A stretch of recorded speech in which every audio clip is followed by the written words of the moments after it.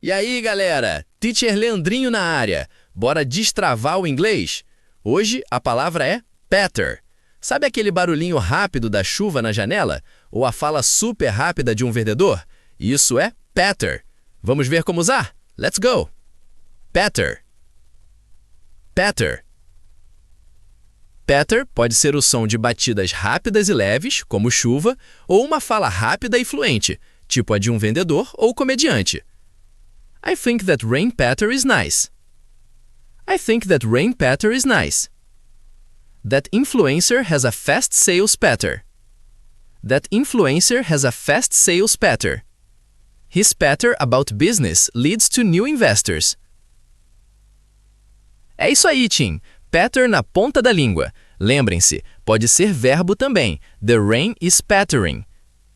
Pratiquem descrevendo sons ou a fala de alguém. Keep up the great work. See ya!